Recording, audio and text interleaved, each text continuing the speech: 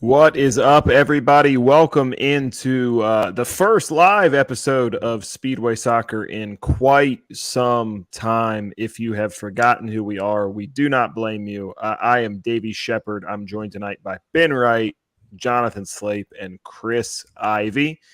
Guys, good to be back with you. It's been a while. We've been doing our thing over on Nashville Soccer Show. Ben and Chris have been getting regular pieces out, Slape as well with the game previews. So you've heard from us in different ways. We just haven't done this form in a while. So it's good to be back. And I am really enjoying the story of the last few days. And I know we've got a lot to talk about on the field, off the field, kind of everywhere in between. So look, let's just get right into it. I think the best thing we can probably do is just set the stage for the season as a whole right now. Ben, we've been talking Nashville SC.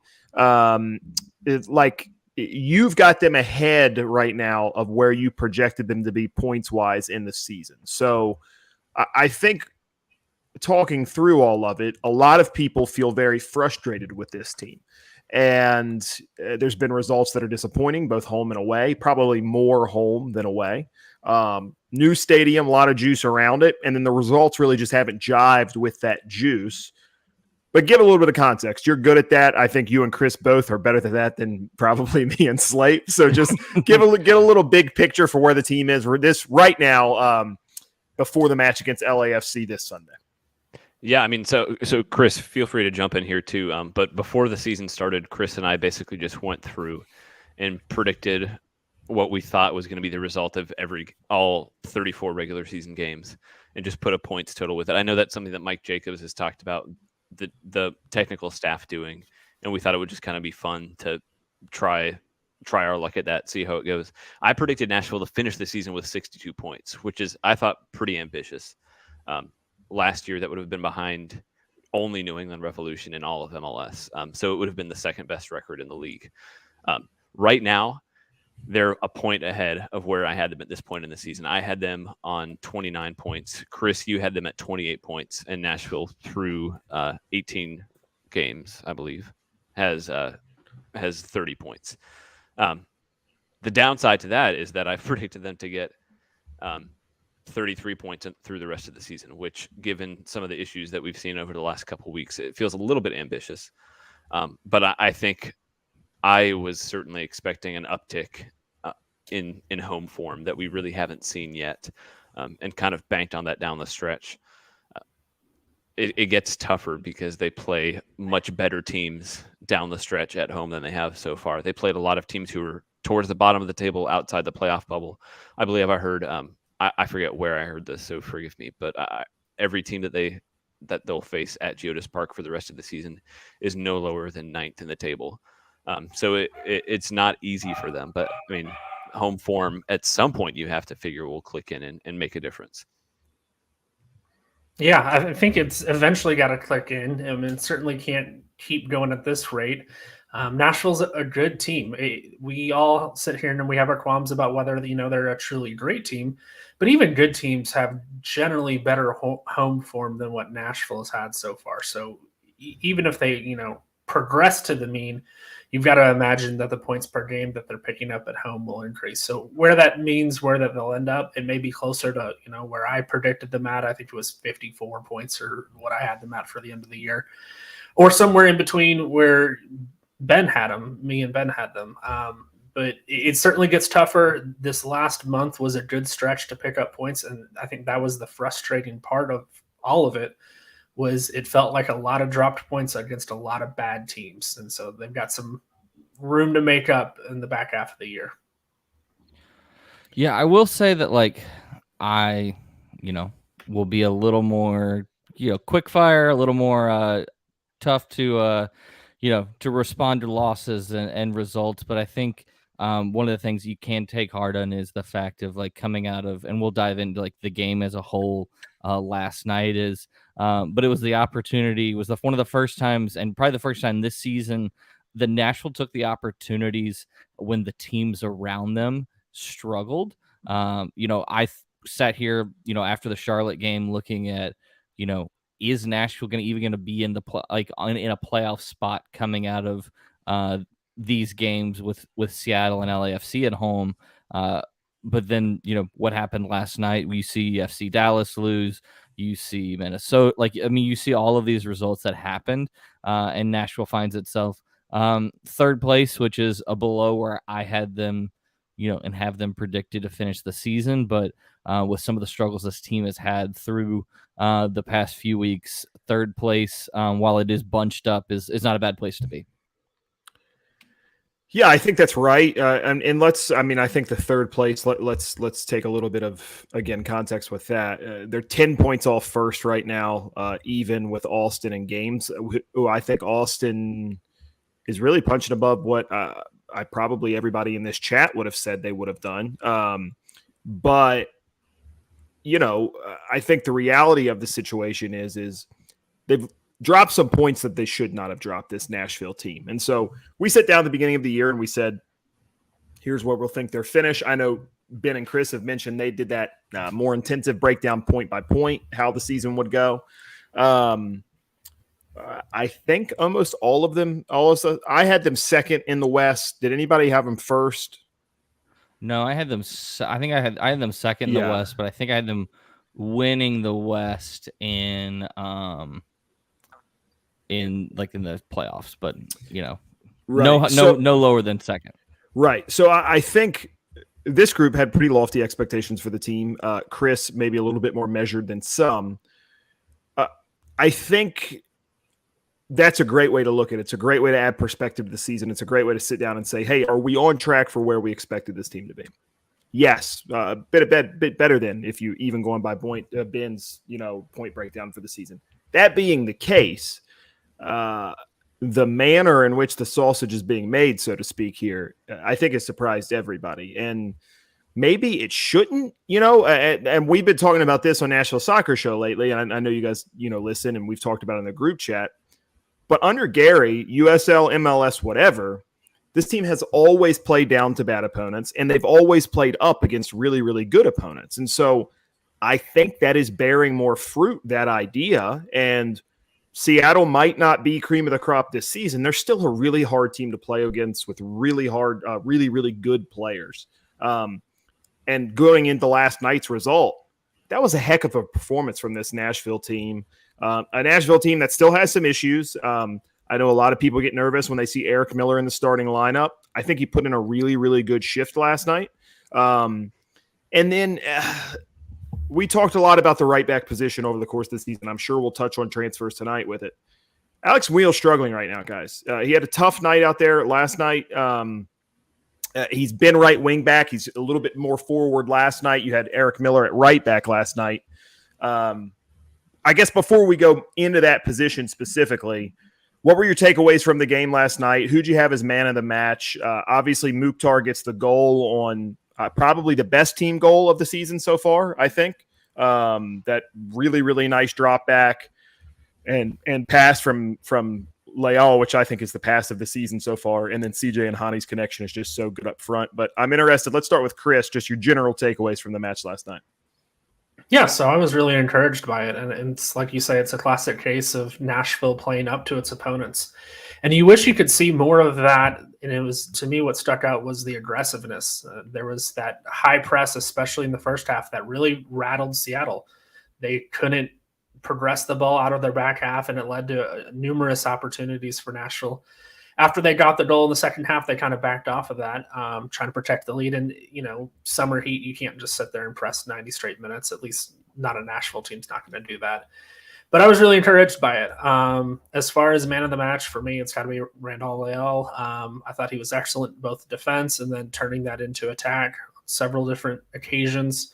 Would have no qualms with Hani, obviously, as well. He was great. Not just scoring the goal, but all the little things that he does. I kind of highlighted it in my piece that went out this morning of just, hold-up play that you normally don't think about with kind of a smaller forward, but he's just as good sometimes as CJ with it. The way he can receive a ball, keep it within his control, pick up fouls. It's that dirty work that even Hani chips in and is really important to the team. Yeah, I back to the summer heat where I did think it was probably the best cohesive performance from Nashville. But one of the things I saw coming out of this game is again Gary's hesitancy to make substitutions, and in a week where it's a Sunday or it's a Sunday to Sunday or a Saturday to Sunday situation, I think that is making those substitutions late, because I know. We've talked about it here. Ben talked about it as early as May of, the depth issues that this team has in several spots. Waiting until the 73rd minute to get guys on the field to make your first substitutions, was a bit of a disappointment for me, because I think you want to be as fresh as you can coming into this game on Sunday. Yeah, I agree. They've used 19 players total, outfield players, total. Last season at this point, they'd used 27. So there's just not as much depth in the squad as there was last year. I don't care. And you throw in you've rotated goalkeepers too. So that's really right. It's 18 outfield players. 17 field players, right? Yeah. 17. No, it's 19 field players. I guess it's 20. They've used 21 total players. Okay, gotcha. So if you take out the two goalkeepers, it's 19 field players. Last year they'd used 28 total. So minus Joe Willis, you get 27. But however you want to slice it, whatever you want to say about depth moves they've made, they just have less bodies, at least less bodies that they're using on that they're counting on regularly to contribute. And I know we're going to get into transfers here, so I'll save that thought for a little bit later. But as far as the performance against Seattle, I think there were a couple of things that stood out to me. One, we've seen them a lot at home dominate games and create tons and tons of chances, and then just fail to convert those and let teams get back in. And it kind of felt like the first half, the longer it went without a goal. You saw Stephen Cleveland make a couple huge saves. 2 on Hani Mukhtar, and as it kind of went on, there was a little bit of deja vu. Like, okay, we've seen this before. Nashville doesn't convert; they go into the break even, and then the visitors just come out of halftime and take the game away. And so I think, first of all, getting a goal when they did before halftime was huge, and I think they needed a goal. They needed to be a goal up in the break, and then I think the other point is just we've seen them when they do get a lead, they've struggled to hold on to it and keep a clean sheet at home. This is their third clean sheet at Geodis Park.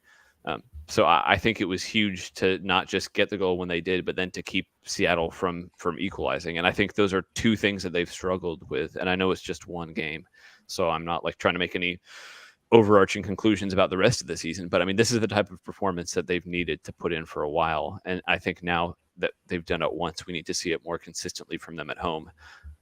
And Hani Mukhtar talked after the game about how they want to be better on the ball, how they want to break teams down in possession more. He even said when they go up a goal, he doesn't want them to just hold on to that. He wants to go for a second and for a third.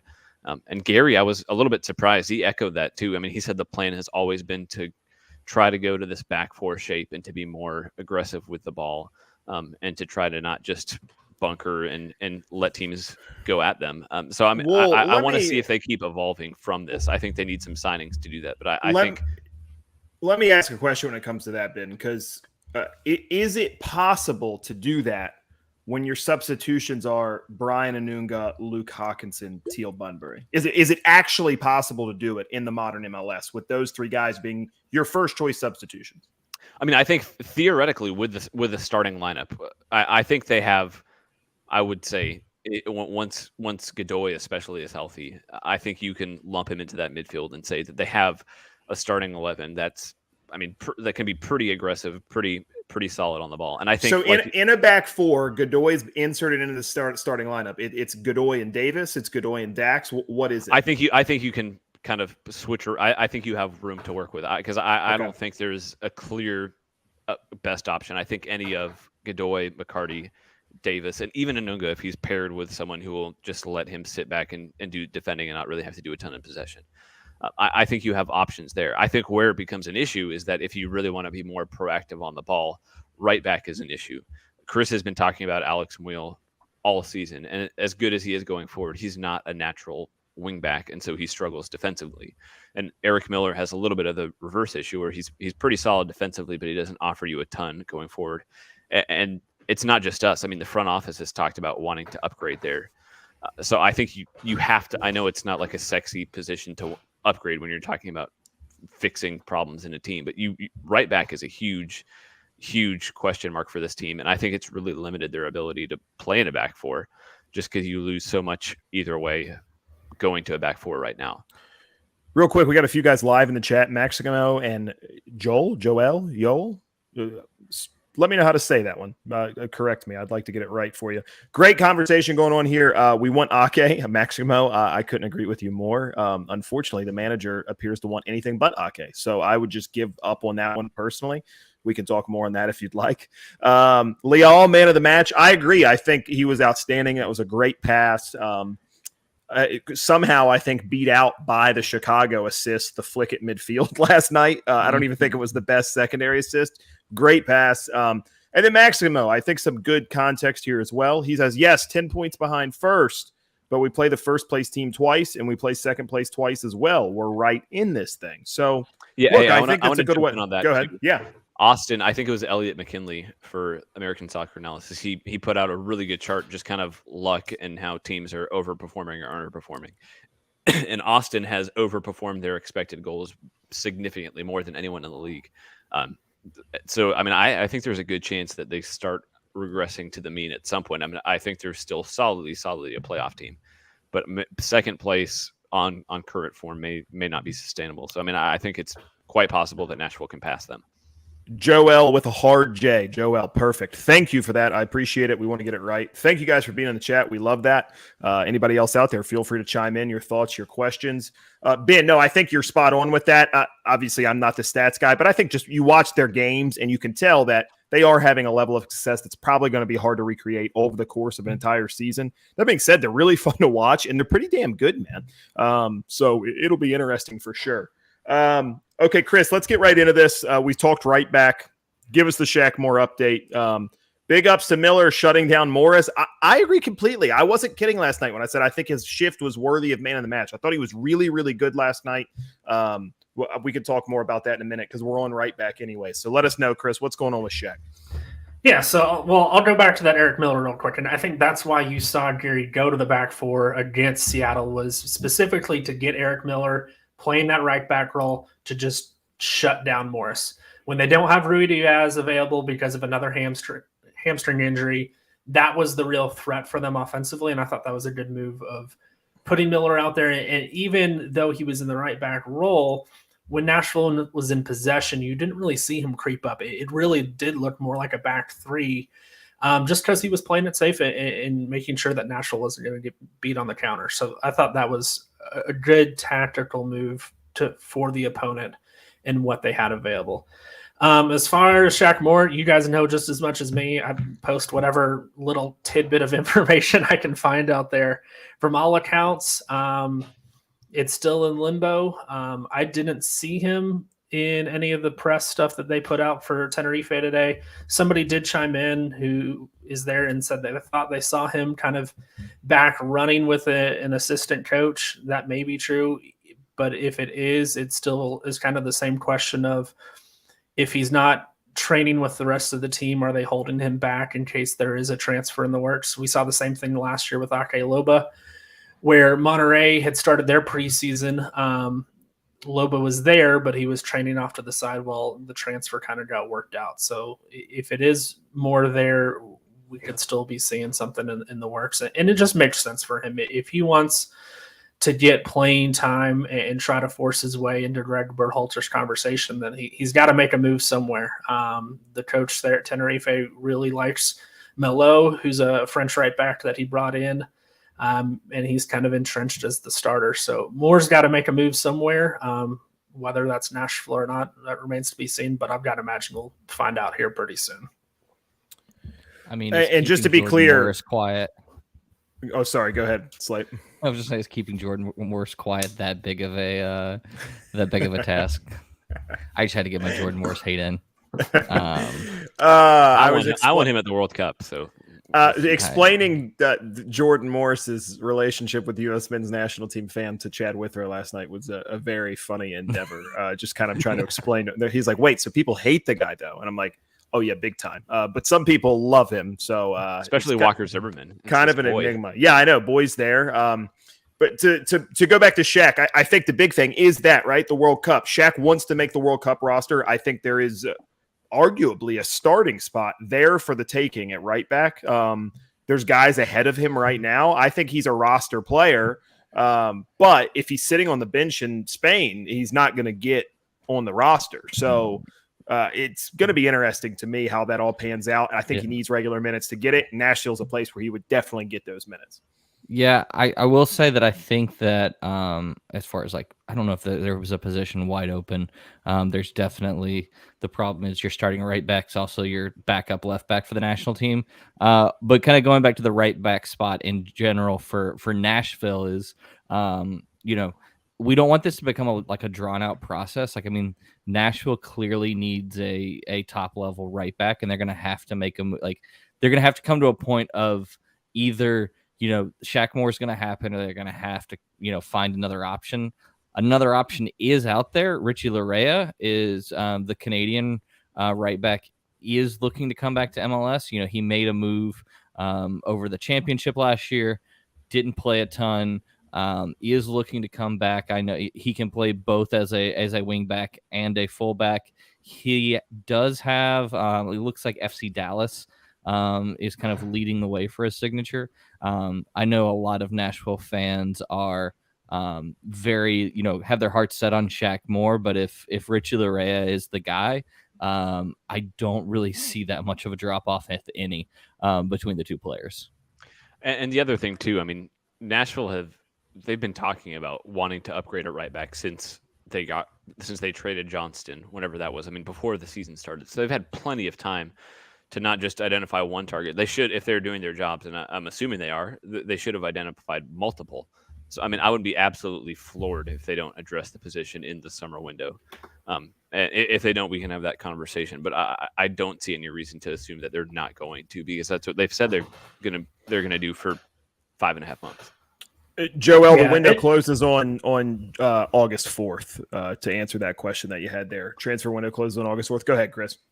Yeah, one more other thing on Shaq Moore. I mean, part of the issues may be here in where you have to fit it in under MLS roster rules is by Shaq Moore having played those last couple of weeks and showing out really well in Tenerife's promotion playoff. The issue could just be money right now. We don't have an open DP slot. You're not going to use that on a right back anyway. And to fit him under a TAM threshold, it kind of takes a delicate process of balancing wages and that transfer fee. So Tenerife, being a second division club, is going to want whatever of that transfer fee up front. And Nashville may not be able to do that. They may have to split that up into a couple different payments. And eventually it could be that somebody comes in and wants Shaq Moore and can pay that up front, or Tenerife just doesn't want to deal with it and keeps him on the roster. So that may be part of this too, is that kind of back and forth and having to navigate around the MLS roster rules that kind of make these signings a little bit more cumbersome than what they really need to be. Guys, is there anybody out there who the club could reasonably get in with TAM that could help in the front three? I think we're all in agreement that the team lacks a true number 9 other than CJ Sapong. Is there anyone out there that if the club was to sign, say, Shaq Moore, they could still bring in with what we think is still a pretty good size of TAM left? Any thoughts out there? I mean, just pipe dream, I would be all in on Chicho Arango. A couple of things, though. First of all, I think LAFC would be absolutely stupid to let him go, even if they bring in a DP, just because injuries happen, rotation happens. He consistently produces for them, and I don't see why you would get rid of an asset like that. But if they do bring in a DP9, I know there's been talks of that, and they decide that they don't need him. I mean, every team in MLS should be banging down the door to bring him in. I mean, he's that good of a player. I think he would be perfect in Nashville. he's a type of player they don't have. I mean, like Chris was saying about Hani Mukhtar. I mean, he's smaller, he's 5'11", but he can do a lot of the hold up work that Gary Smith really likes. Plus, he's just absolutely lethal in and around the box, and I think he would give them a completely different look. I have no idea if they're interested, if it's even realistic. I mean, this is just me looking around the league and seeing who's potentially available. If he is available, I think Nashville and every other team in the league should try to bring him in. Any other names? And theoretically, to answer Joel's question, they could get a TAM player and then make him a DP the next year. By letting go of a underused DP, and I think that can kind of bring us to the Ake Loba discussion of it all. But I mean, that's definitely something that they could do. I think, Ben, to your point about them trying to hold on to Arango, I just don't think you could, if you bring in a DP number 9, as great as it is, like as great as you have the depth, I just don't see how you can make that work under the current MLS roster rules, and that player is going to be like jonesing to make a move. And I think LAFC would probably be best served getting what they can for him. And, just so happens that, hey, Nashville has a hell of a lot of GAM sitting around. Yeah, I mean, I just think LAFC would look at other players first. I mean, Latif Blessing, they could offload him. They'd have interest around the league. Danny Masovsky is another guy. I mean, this is just me. If I was LAFC, I think there are other more expendable options that you could still get something for in MLS and keep him. But like you said, I mean, he wants to play. Whoever they sign as a DP is going to want to play. And so at some point, you probably can't have two elite strikers on the same roster, especially when you just play one forward.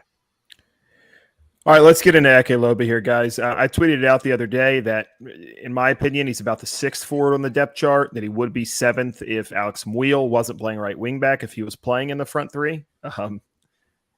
Last night, Alex Muil played up front, and that kind of proved that he, in fact, is 7th on the depth chart in those movable front three pieces. We've heard from Gary a lot how he thinks those pieces move around a bit, so let's just call them forwards and say it like that. I think it's pretty safe to say, guys, a guy who spent $6.8 million just over a year ago, the fact that he is that far down the depth chart, I think you've got to just say it's a failed signing at this point. Like the test point is over, right? Is anybody here in this call right now holding out hope that there's something down the line? I would say that it's not completely impossible. I mean, he's still 23. He could still theoretically turn around, but I would also say that there's been no indication over the last year that that's going to happen. But you would agree then, Ben? You would agree though, Ben, if say even that does happen in 2 years or whatever, he comes good. The first year's been a wash. Next season he comes good. Say that happens, right? It's still a flawed signing because you spent $7 million on a 2-year deferred player and likely spent way too much money for a player who wasn't worth the value when you spent it, right? Yeah, probably. And, I mean, like I said, not only the outlying chance that he absolutely just explodes and turns into Hani Mukhtar 2.0. I mean, still like pipe dream theoretical type thing. But I mean, there has been no indication that that's going to happen. I mean, I think the other thing too is like we got to talk about the opportunity costs in there. Like, Ben, you said there's a chance he could come good. He's young, he's 23, but I mean, he's taking up a very precious commodity in this league. Right. When that's a DP spot, and it's even more precious of a commodity when you're a team that has all 3 DP slots taken by overage players, so you don't even have that. Those young money signings that are available as well. And I know that MLS roster rules can be a bit of a Charlie from Always Sunny with the trying to connect the red lines situation. But I mean, probably myself and Davey of this podcast have probably been the 2 biggest champions of Ake Loba, and wanting to see him come good, and have had many arguments with Ben about does he or does not deserve a start. But I think that at this point, you just got to cut. You got to cut bait at this point. I mean, you can't. This team has attacking depth issues, and to have a guy that is your DP sitting there taking up 2%, making 2 minutes here or there during the game. Some of it's going to come down to, is John Ingram going to want to, dip into his pocketbook and give the team money again? When your last two DP attacker signings have underperformed. I mean, I would argue that Yonder Cadiz was not, for all the hate that Cadiz got, far and away a better signing than Ake Loba. I mean, and I think too, one of the big issues I think over the last year is, I mean, everybody who follows Nashville has wanted him to play and to perform well, but at some point, like, just ignore the name and the price tag, ignore that he's a DP, and just look at what he's done on the field, and like. Just this is what I've been saying. Just honestly ask yourself. Where I have I push back. Yeah, but here's where I'll go in. If you put Hawkinson, Bunbury, and Loba on a platter, no names, no whatever, you look at stats, you look at minutes played, you look at performances. There's no way you can argue Bunbury's better than him. No way in hell, bro. That's not the argument I was about to make. Just ignore the name, money, and anything. Just look at him. Has he looked anywhere not even to a $6.8 million player? What is Luke Hawkinson to a Bunbury done? It's like right. That's what I agree with you. I get what you're saying. I get what you're saying. He doesn't look like a DP. He doesn't look like a DP. Like a Max Tam player. Agreed completely. Agreed completely. He has been as disappointing a signing as there has been around. I agree completely. But what I am saying is there are guys getting minutes ahead of him whose performances also do not merit starts and do not merit 45 minutes off the bench. No, and that's a larger depth. My argument the whole time has been, at least trot out the guy who you spent $7 million on and prove me wrong. Prove Gary wrong. Prove Mike wrong, whatever it is. But instead, we get Teal Bunbury or Luke Hawkinson, and we know what we're going to get from them. They're going to grind it out. They're going to foul. They're going to muck things up. And I think, unfortunately for Hani Mukhtar, that is what Gary Smith actually wants from his forwards. Right. But that's from a depth. Go ahead, Chris. Sorry, I've talked enough. Yeah, no, you're fine. I think that's the issue. I think we all kind of see flashes in the pan of talent from Loba. It's been the opportunity. And to me, for the failed cost of it, it's not even so much the money. It's not even so much, the opportunities. It's the fact that I think there's a disconnect, at least with that signing, of what Mike Jacobs wanted and what he was looking for and what Gary Smith wanted. Because as much as we talk about, and I've probably been guilty of this too, of saying, Luke Hawkinson is getting time over Ake Loba, they're entirely different positions. You look at the formation, and the way I guarantee Gary Smith looks at it is, my formation is our defensive 4-4-2 shape. We have never seen Loba outside of that front two. And that's not where Hawkinson is. He operates in that second line in Nashville's defensive shape. So Hawkinson and Loba aren't even in the same realm of, one starting or one playing over the other.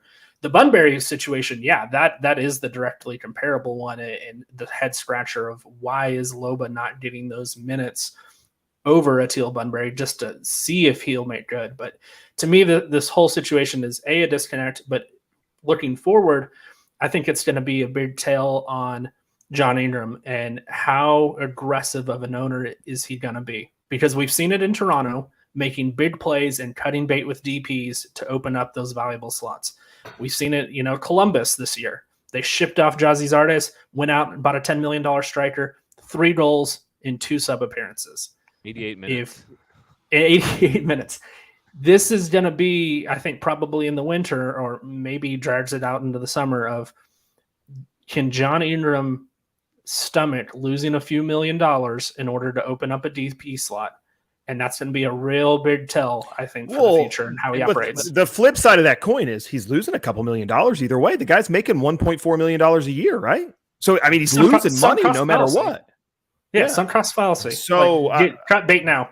Right, exactly. and that's but I think the other thing, the other thing too is like where I kind of, this team has, like, as good a job of Mike Jacobs and Gary Smith have done at times of identifying talent. Other than Hani Mukhtar, what have they proven if they've ever been able to identify DP level attacking talent? And it worked. It didn't work with David Akam. It didn't work with Jonder Cadiz. It didn't work with Lali Pinheiro. And we're sitting at a point where, where's the disconnect in the front office? And is it a scouting disconnect as well of, like, what they're seeing and what they're seeing from these players Are they not doing due diligence of that once they get here? I mean, there's been a lot of instances of very high profile attacking players being brought in and not working. And I think too often we're looking at why what's the player? It's the player's fault. And I think there's been a little bit more of a trend in the only thing direction. I would say in this discussion too that I don't think has been said yet is this. It's frustrating, but this is not necessarily a Nashville specific problem. I mean, around the league, we see high-priced DPs come in and underperform and even like just flat out fail. I mean, it's not as common as it used to be, but I don't think – I think a lot of people just look at the money and look at the money that Nashville spent and say, okay, $7 million, this is going to be a guaranteed producer. And ideally it is, but around the league, that's not the case. So I think it's still a growing that goes to Chris's point point of growth for the league as a whole is to make better signings, to scout them better, and to make sure that they can actually come in and impact. Because like Chris was saying, I mean, you've seen other teams kind of have to deal with the ramifications of missing on these signings already this year. So, I mean, it's not a Nashville only problem that we're seeing. And I think that goes to Chris's point. I think the teams that can survive those failed signings at $7 million have owners that are willing to spend after the failure.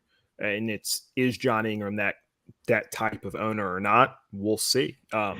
We don't know yet. So I mean, I think at some point though, you have to recognize what you have in Nashville. I mean, you have the largest soccer specific stadium in the continent, or at least North America and Canada. Not like at some point, the newness is going to wear off, and you have to keep people coming back either by just winning all the time, or playing attractive soccer, or ideally both. And to do either of those things at MLS, you have to spend money.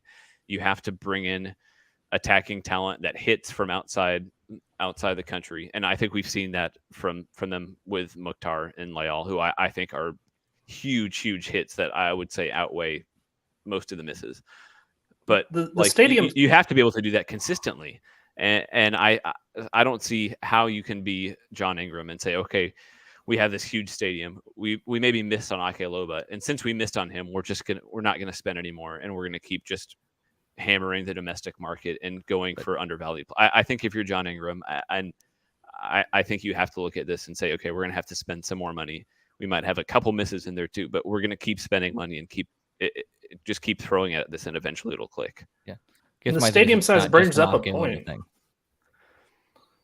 I'm sorry, Chris. But yeah, so the stadium size thing brings up a quick point of you have the biggest stadium, 8,000 to 10,000 more fans per game there. That's the extra revenue that you're generating to pay for these mistakes. Yeah. Go spend it. I think that's spot on. Yeah, the Loba thing, look, is he a lost cause? I think is maybe a harsh way of putting it, Andy. Maybe in Nashville he is a lost cause, but I think he maybe has a future somewhere else out there. I will die on the hill that he never got a fair shake in Nashville, and it was basically a death sentence for him coming here under this manager. I think we can agree that he has not done anything close to breaking into the starting lineup, and at the same time, he should be higher up on the substitution depth chart than he is. Do you think that's fair? Yeah, no, I think that's fair. Sure. Yeah. Yeah. No, I think that's fair. But again, I truly didn't think it was done until very recently, but I think in back-to-back games, we've seen formation changes to accommodate Alex Muil at forward and Teal Bunbury at forward. And when those two things happened, I said, no, this is done and dusted. There's no future for him here. And I truly think it's over. And I think you've got to recoup what you can on the signing as soon as possible. Admit that you missed. I understand for a guy of Mike's level of success, both at this program and the program he was at before, that's a hard thing to do, but you missed. This one's over. And so you've got to try to rectify the forward position. How long have we been saying the team could really use an 8 and the team could really use a DP9? 2.5 years, I think, right? So they can still really use an 8. They can still really use a DP9. You're not going to get both of those. I don't think you're going to get either of those at this window, obviously. But as long as Loba's on the roster, I don't think you can really afford either of them. So it just remains to be seen. It's unfortunate, but it is what it is. And I'll say this. Other than Leal, Mukhtar, and Sapong, Jandre Cadiz is better than everybody else that's getting minutes, right? Even the Jandre Cadiz we saw here over those 2 seasons is better than everybody else, right? Without a doubt. Like it's not even close. But I don't know if you can still say that he was good enough to occupy a DP spot. I mean, that's getting sure. That's kind of I agree with you. Yeah, but for sure, if they could have signed him on a TAM deal, I think they would. But I mean, is he playing soccer anywhere right now? Is he? Yeah, he's in Portugal. Okay, he's back in Portugal at what? In the second division or what? No, I think it may be their premier division. Okay. Oh, did they? Okay. I think he's loaned out to a lower, not a lower division team, but like a mid-table team in the Premier Division. Yeah, I mean, I don't know. I think the biggest question mark on this team is how far away is DP9? Because I think it's what Gary Smith needs for him to be. To me, I just said I think Ake Lobo was set up for failure here. I think in a way, Gary Smith is set up for some sort of failure if you don't get him the thing that his system desperately needs. And I think the system desperately needs DP9. Well, and the one thing I'll say too, they have roster space. They have more roster space than we've ever seen them carry. And just from knowing how intentional they are about roster building, it would surprise me if they were just carrying that roster space just for the heck of it. I mean, it seems like they have kept spots open and kept allocation money open to make moves. That's how they've done it the past 2 seasons, and I don't think we should expect anything different this year. The other thing is you can get high-level, high-quality starting players without using DP spots. We've seen attackers. I mean, it takes really good scouting, and I think that's kind of some of the issues that we've been talking about. But like, you can get a Chicho Arango or this is like the extreme end, like a Tati Castellanos. Yeah, but like you can get young, like high potential attackers who come in and produce consistently. You can get them on TAM spots. I mean, Tati Castellanos is the best striker in the league, and he's not even a DP. So, I mean, with good scouting and a really good network, you can hit on these. So, I mean, I know that they don't have an open DP spot now, but it's not like they can't go in and not even from within MLS. They can go outside of the league and bring in a high-level addition. And I think that's the kind of, we've talked about this before, that's the kind of like step that we need to see them take, is to kind of hit on some of these international signings. I get you, and I hear that. Let's be real. If Gary Smith brings in a, quote, high-level, young, promising talent, even on its TAM level, it's going to be January before the guy's ready to get minutes. Like, he does not put these guys in. We saw it with Hani, eased them in. We saw, like, it's just not going to happen, man. So did he ease Hani in, though? I mean, Hani and Leal, I mean, part of it by necessity, but they started every game for essentially since they showed up in Nashville. Take a look at the Galaxy, though. Like, they brought in a young attacker using a U22 slot, Dejan Jovic. I probably butchered his name. But I think that's the way Nashville needs to go. I don't think anyone's going to supplant Sapong unless it's just a world beater of a Gareth Bale type. So what you do is you use that open U22 slot, which you can pay however much on the transfer fee as long as they're making less than $612,000.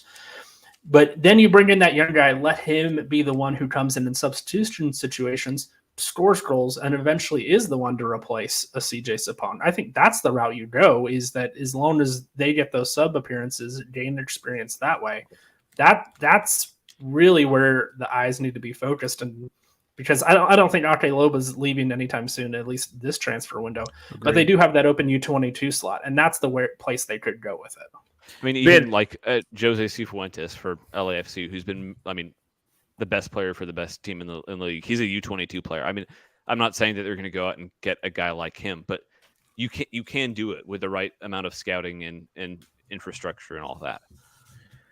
What I was trying to infer, Ben, it took Hani a while to get going in that first season. I think he wasn't. Nobody said, Hani, you're going to have the most touches on the team. You're going to carry the load the entire game like you do. We really saw him starting probably August of season 1. Well, it was later than that because of the COVID delay. But that's what I was trying to imply. Right. No, I'm just, all I mean is that if you get a player who is good and really fits what Gary Smith is looking for, why shouldn't he come in and play? And I think the issue is that, like you've been saying, it feels like there's some kind of disconnect, and the players that are brought in are not what Gary Smith's looking for. Because like Chris was saying, like Luke Hawkinson plays consistently over Ake Loba, and I don't think it's because he's a better player overall, but he fits something that Gary Smith is looking for that Ake Loba clearly doesn't. But I mean, that goes to me as what, if you listen to what the best player in the league is telling you last night in this press conference, that's got to be not good enough anymore at some point. But was he saying I don't even know if Ake Loba fits what he's saying. Like, have we seen Ake Loba be like progressive on the ball and any? Like, I think you need to go in and No. and What look for I'm not someone saying it's Ake completely different Loba. than what you have I'm on the saying roster. Luke Hawkinson isn't the answer to being more bright on the ball, having a better front forward. Like, that's not the answer, man.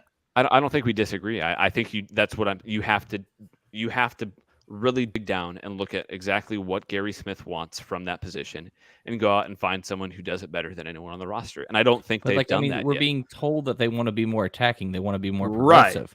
That's what we're being told. Right. No, those but you people can are on the roster. you can get a player who is better at attacking and also does some of the defensive work that Gary Smith wants out of that position. Ake Loba, I think, is better at attacking, but he clearly has not done any of the defensive work that Gary Smith wants from whoever he's playing wide. So what I'm saying is there are players out there who are an upgrade on the attacking side of the ball and can still put in a shift defensively, like we see from Alex Wheel or Luke Hawkinson. Go get one of those, and it just takes a lot better scouting than we've seen so far. I think that's the key. I agree with you that player is out there. So far through almost 3 seasons, we have failed to see that person delivered to Nashville SC. Right, and that's what we've all been saying that they need to do to take the next step is hit on some of these signings. They have one on the roster. Leal is exactly the profile that you want. Right. It's a guy who can operate defensively from that second line, who is obviously very talented in the attack.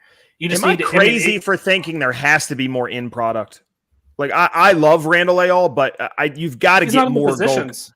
No. He's. I'm saying. But if he's playing off the front forward, do you think that he produces in the way that you would need that person to produce? That's what I'm asking you. Would this team really not be better if they had a second Randall on the opposite wing? I mean, that would be a massive upgrade that would take them several steps forward. That's not what he's saying, though. But like Randall Leal he's saying has get one goal Leal forward. Again, I'm saying I love Randall Leal. I'm not trying to question that at all. He's one of my absolute favorite players on this team.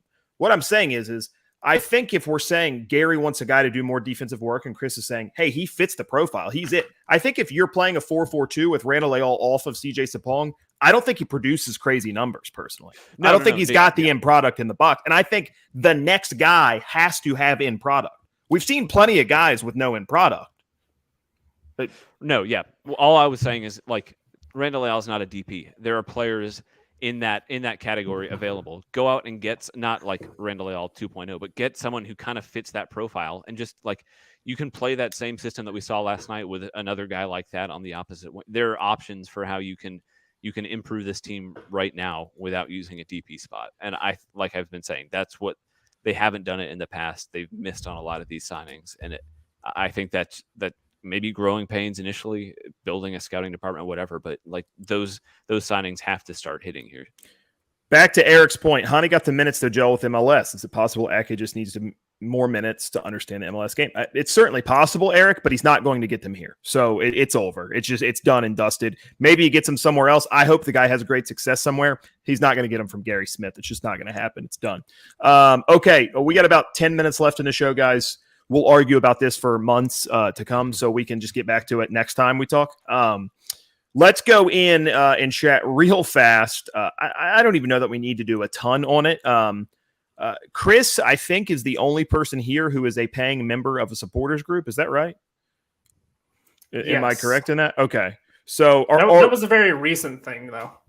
Okay, yeah. So the first season, I paid to be a member of every supporters group in USL. I think several of us did that. I just wanted to support everybody. We had everybody on for the show. We gave them a platform to talk about, what that's an arguable term for the 6 people who listened to our show back at that point in time, a platform. But we gave them an opportunity to talk about their group, and. So we joined every group, and then with no intention of becoming like a full-fledged member, we just, we wanted to support everybody. So we did that. And then that was our end of term with supporters groups. So the back line, starting at MLS level, is a overarching group that the club deals with that is made up of board members of the other supporters group. So there's Roadies, Assembly, Eastern Front, Heaters, Mixtape, La Brigada. Am I missing anybody? No, I think the other thing, real quick, just a quick aside too, is Dave, you and I were both involved, Supporters Trust and the early on in the formation of the back line. So while we may not be a part of supporters groups, have kind of seen the sausage be made a little bit. Well, and look, it's already so inside baseball, this thing. I don't want to go too much into detail in it. You all saw it on Twitter or Facebook or whatever. There was a lot of drama around it. The supporters groups represented by the back line felt like the club has done a very poor job of recognizing, I think, what they bring to the table as fans and communicating with them. And they chose to air those frustrations by announcing a protest in which there will be no drums, no organized chants at the game.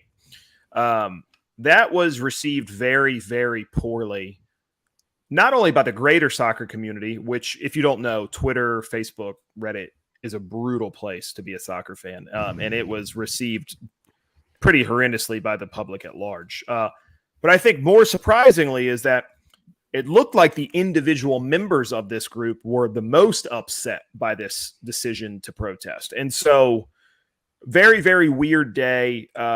Anybody have any thoughts? I think Sloop's piece was great that talked about it. I think Clay Trainum put out a really, really good tweet nobody probably in Nashville has been involved with supporters groups as intimately as Clay.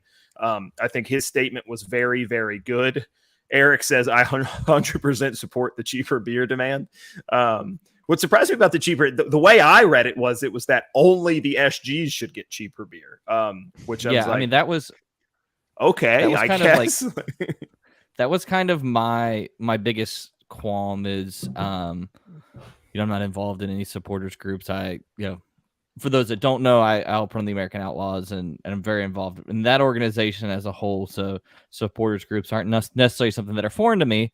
But one of the things that, really rubbed me the wrong way, and this is not a Nashville specific thing. This is, Davey and I, we actually all have conversations about, the American soccer experience and how supporters groups are perceived at large. Was that it very much felt to someone who, and I mean everyone here and the people that are, I don't know the people in this chat that are, if they're members or not, but there may not be a part of a supporters group, but it was almost made to feel that if you aren't in the supporter section, if you aren't there banging a drum the whole time, your fandom and fanship is lesser than anyone else. I don't think any one person, whether you're supporting at home because you can't make it to games, whether you I'm not going to, give a hierarchy of fandom. And it felt like, especially we joke about the cheaper beer thing, the way it was worded, the way it came across was they were entitled to this because they are the overarching better fans. And maybe I just have, completely misunderstood and it's misrepresented, but there was even, we've seen members of supporters groups saying no, we bring this, we deserve these things. And it's something that has happened in American soccer. I've seen it happen in basically every city, and the supporters groups have a platform. I'm not discounting that at all, where you could be advocating for the group as the greater group, and that is Nashville people at Geodis Park, advocating for them as a whole rather than just an exclusive club of people. Well, so I'll say this is, again, none of us are currently involved with leadership of any supporters group. So to give people the benefit of the doubt, I think what most clearly happened was, in an effort to air grievances about poor communication, the backline communicated extremely poorly. And so intentions aside, maybe we're just getting it mixed up, Slape, right? We read it wrong, but it was communicated because a lot of people had that shared sentiment. So it was extremely poorly communicated. And so it floundered. And to their defense, I think you saw a lot of people involved with the decision kind of come out and say, hey, we probably got part of this wrong. And so, look, I think groups grow. Hey, the reason why I'm not intimately involved with supporter groups is because I'm horrible at dealing with people. And so I have a lot of respect with the people who do this and spend time kind of dealing with politics of large bodies of people. I have no desire to do that because I just suck at it, right? So I respect, the people who put in the grind to do it. I think it does improve the atmosphere at games. There's no way around that. I think, as Joel is saying here, there are some things that the club has promised that they did not deliver on, right? And so I said this in the chat the other day.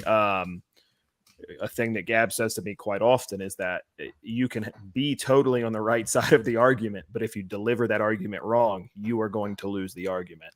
I think that's kind of what happened yesterday. They are getting a meeting with Ian Ayre, which was one of the things that they wanted. I don't know if they're going to get quarterly meetings, but apparently they are getting a meeting with them. So some success comes out of it. I don't want to go too much with this. Ben, Chris, any quick thoughts you guys have? I mean, I have one thought. I mean, first, you kind of said it, but like, first of all, I understand that the supporters groups play a pretty unique role. I mean, I think Lucas said this on 104.5 this morning. I mean, the supporters groups and the chants and like the organized chants, the drums, all of that atmosphere is, I think, one of the things that makes soccer unique. And I think it's probably a pretty big draw for non-soccer fans to come in and check out games. So I don't want to discount that. And I think it's super important. And I think, to be fair, I think the club has recognized that and kind of push that pretty heavily. Just, I mean, you see it in marketing and signage around the stadium and all that. And so I think it's important. And I think the supporters groups know that is important. I think sometimes that can be a little bit dangerous because, like Slape was saying, they know how important that is. And I think it can kind of, whether it's intentional or I think it's probably unintentional, but it maybe leads to a little bit of a hierarchy. I think the one thing that rubbed me the wrong way is that a lot of this is just growing pains that we all kind of knew would be here in the first couple of years. I mean, we all know parking is a nightmare, but this was like the club did not intentionally like steal lot one away from. To be clear, the word that we got from people at the club anonymously was that they found out about it hours after the club did. So I think everybody thought the club was sitting on this information. At least what we're getting, and that does not appear to be the case. Yeah, I mean, so I think Nashville SC was fairly caught off guard by lot one, and they're trying to make the best of a really crappy situation. Communication, sure, that can be improved. Tifo rigging system, whatever, it's not what was promised, that can be fixed. Like, a lot of these things are just growing pains that were going to be there with a new club, a new stadium, and it just felt a little bit weird that the way to handle that was a public statement hours before a game. If it was me, I would have preferred to kind of just give them a little bit more of an effort to make things right before you hit the nuclear option, I guess. I mean, it's exactly something I would do, is overreact very quickly and emotionally. I mean, I as in my older age, I try to not do that. So I get it. I'm not, but it's just, I think what I would say is like, and I've done it before. You guys remember when I wake up in the morning, I think most people say, I don't want to lose the internet today. And yesterday the back line lost at the internet. And so that shit happens, man. Just, you got to move along. And I think it's already radio time, man. Yeah. I mean, got some air, right? You wanted Nashville Sports Radio to talk soccer. I mean, the past 48 hours of Nashville Sports Talk Radio, talked about it. You have gotten that time. Okay, real quick. Did one of them mention the win against the CONCACAF Champions League? I don't know that it happened. So they probably don't that's know what unfortunate. The CONCACAF Champions League is. All right, guys, let's finish with this. Opportunity come Sunday for everyone at Geodis Park, which is already totally sold out for the record, to see reigning UEFA Champions League winner and Euro winner Chiellini and Bale in town this Sunday. Pretty remarkable. Bale, both getting ready for World Cups. Yeah, both. It's unbelievable. Sorry, that was a joke. That was a joke at Lucas's expense. Yeah, sorry. Thanks, Lucas. Sorry, Lucas. Sorry, man. I think it's I'm missing the game. I will be in my ancestral home of Myrtle Beach, South Carolina. But I think really, really special. And if you can buy tickets secondhand, I think it's going to be worth whatever the money you can get. Also, huge game for Nashville SC. So everybody hit real quick with what you think the result might be and what you're looking forward to the most. Chris, we'll start with you. Yeah, so like you, I will not be in attendance. The downside of living 2.5 hours away and a late Sunday night game. So unfortunately, I'll miss it. My guess is probably like a 1-1 draw. Luckily for Nashville, Bale and Chiellini won't. It would be super shocking if either one start that match. So you kind of get the normal lineup out from LAFC, which has been a very good lineup. I mean, they're second in total points right now. I think Austin just jumped them. It's going to be a tough match. I don't think it's doom and gloom if Nashville loses this one. Had they lost last night to Seattle, then I think we would be hitting more of the panic button. But I think the win over Seattle kind of bought them some goodwill. But my guess is a 1-1 draw type of game. I think 1-1's a really good result in this game, personally. I was going to say 2-2. I think you'll see a few goals, but I think a win is a lot to ask, personally. Ben, your thoughts? Yeah, I mean, I had this one even before the Bale and Chiellini signings. I had this one kind of circled on the calendar, probably ahead of every game except for that home opener against Philadelphia. So, I mean, I've been excited about this one for a while. One thing we haven't talked about is Walker Zimmerman playing against his old team for the first time since they traded him to Nashville, and we all know how that's gone for LAFC. I think Nashville exponentially got the better of that deal. But no, I think getting that win against Seattle is huge because, I mean, obviously they're going to want to go for the win, but I think it means that not getting 3 points is not nearly as catastrophic as it could have been. I think everybody knows how good this team is and how hard they are to play against because they can beat you in so many different ways. So, I mean, I think it's going to be probably, I think it's going to be the toughest game of the year so far for Nashville. Certainly the best quality all over the pitch that they faced. I think you're more than happy with a draw, but we all know how Nashville, they play up to competition, and they've surprised us all with wins against teams that when we've previewed them, we thought they didn't really have a chance. So, I mean, who knows what's going to happen, but a point I think would be a perfectly fine result. Yeah, I will say, you said this was the second or third on the calendar. It's definitely the third on the calendar for me, especially once Insigne was announced.